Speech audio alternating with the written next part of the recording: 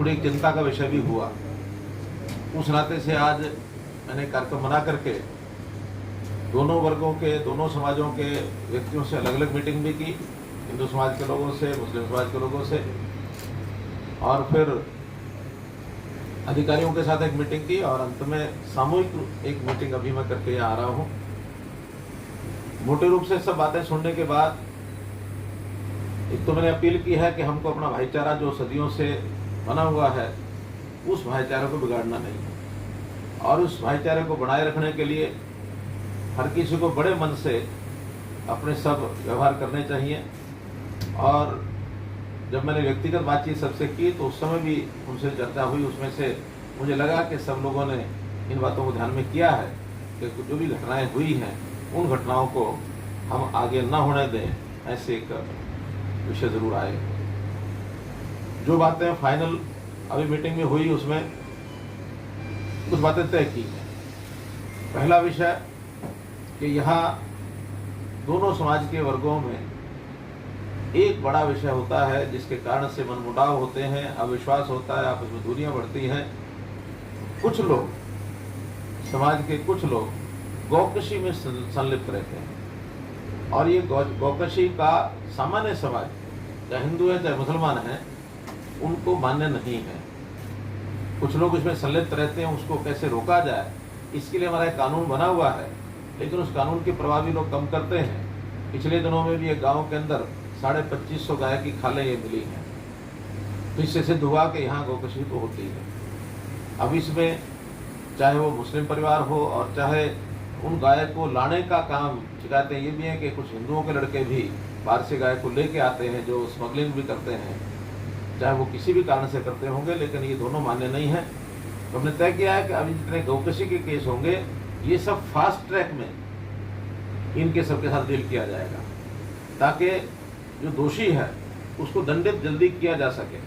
और इसके लिए यदि हमें कानून में भी संशोधन करना पड़ेगा तो वो भी करेंगे, और किसी भी कारण से यहाँ गौकशी जो है वो बर्दाश्त नहीं होगी, एक निर्णय। दूसरा, कुछ लोगों की ये शिकायत भी मिली है कि यहाँ धर्म परिवर्तन के विषय भी कई बार होते हैं। तो धर्म परिवर्तन के विषयों को कैसे रोका जाए? धर्म परिवर्तन करना हर एक का अपना व्यक्तिगत अधिकार होता है, लेकिन लालच से, धोखे से, पैसे से या शादी का लालच देकर कोई भी ऐसा गलत हथकंडा अपना करके धर्म परिवर्तन के काम को सहनीय नहीं है। ये हमारे संविधान में भी वर्जित है, और इसके लिए एक धर्म स्वातंत्र्य विधेयक ये हम लेकर के आएंगे, ताकि अगर कोई इस प्रकार का दोषी पाया गया तो उसके खिलाफ कार्रवाई हो सके।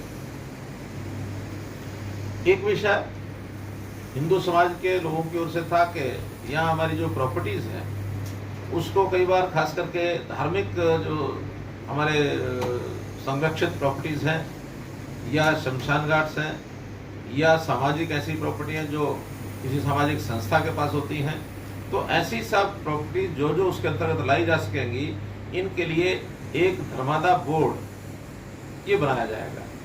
और ये धर्मादा बोर्ड का जो एरिया जहाँ हिंदू अल्पसंख्यक में है, ऐसे इलाकों में लागू करने का प्रावधान इसको हम करेंगे।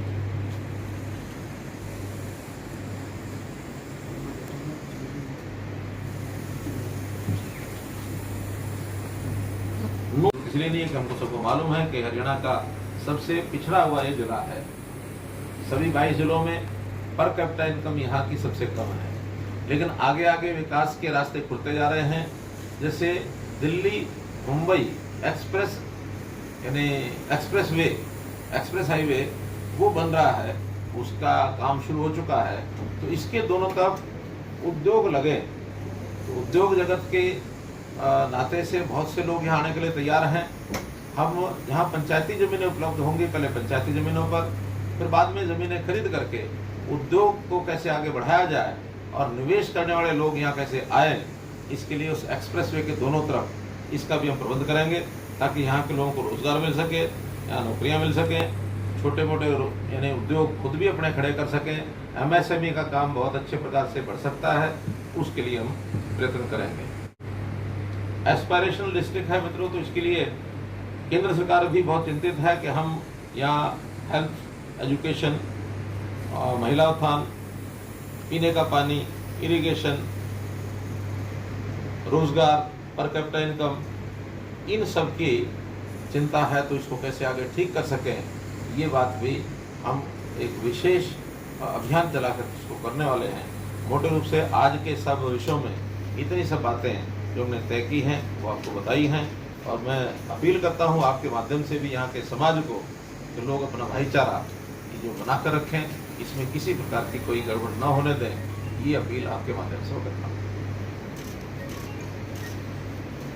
क्या सर दोनों पक्षों की कोई कमेटी भी बनाई गई है जिसमें दोनों सदस्य रहें और इस तरह का माहौल फिर कब ना बिगड़े, आगे अमन शांति बनी रहे?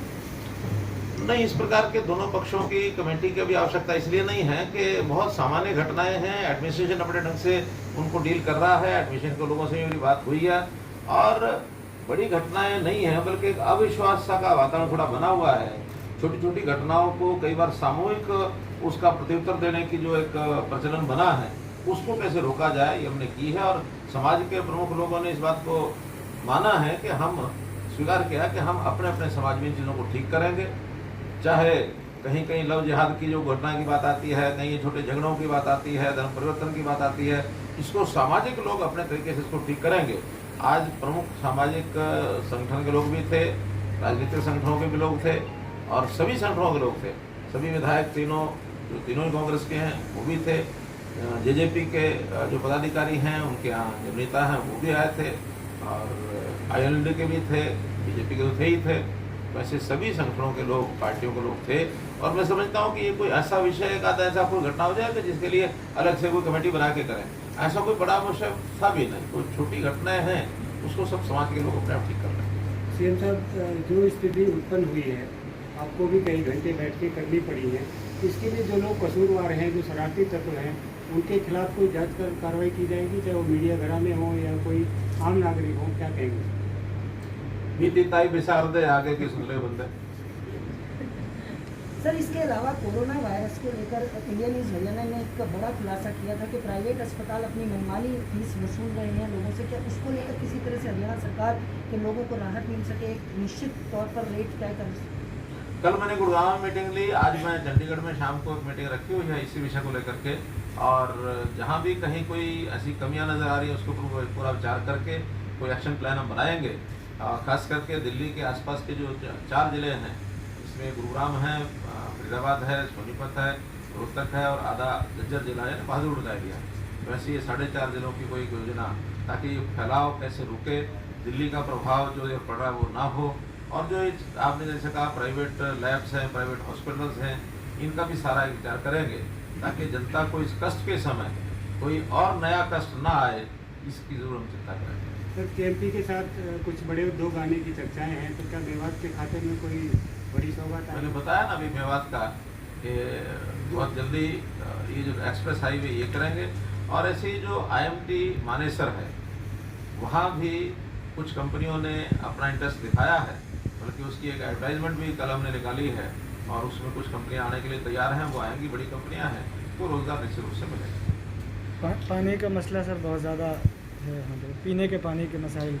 पानी के लिए पीछे हमने एक योजना घोषित की थी कि MP के साथ साथ 100 क्यूसेक पानी ये यमुना का वो मेवात के लिए हम लाने जा रहे हैं। लगभग 220 करोड़ रुपए का एक प्रोजेक्ट है, और उसका शिलान्यास हो चुका है, उसका काम निर्माण हो चुका है। सर, आज का दौर आज मेवात की जनता के लिए आज बहुत अहम माना जा रहा था। दोनों पक्षों के लिए बहुत एक बैठक आम थी ये, और इसको खास वजह से देखा जा रहा था। तो मेवात की जनता को क्या संदेश देंगे? मैंने बताया कि आपके माध्यम से जनता को संदेश यही दूंगा कि बहुत छोटे विषयों को बहुत ज़्यादा बड़ा बना करके ना उसको करें, और ख़ास करके संयम बरतें, और जो छोटी घटनाओं को बढ़ा चढ़ा करके कहने का एक विवादपूर्ण जो विषय बनाया गया उसको रोकें। हाँ, जो घटनाएं वास्तव में हुई हैं उसको हम कानूनी रूप से कैसे रोकेंगे, वो सारी रचना मैंने बताई है कि कानून में संशोधन करेंगे। गोकशी होती है तो उसके लिए जैसा मैंने बताया कि हम फास्ट ट्रैक कोर्ट माध्यम से उसको करेंगे। स्वातंत्र्य विधेयक, अपना धर्म स्वातंत्र्य विधेयक, ये हम लाएंगे।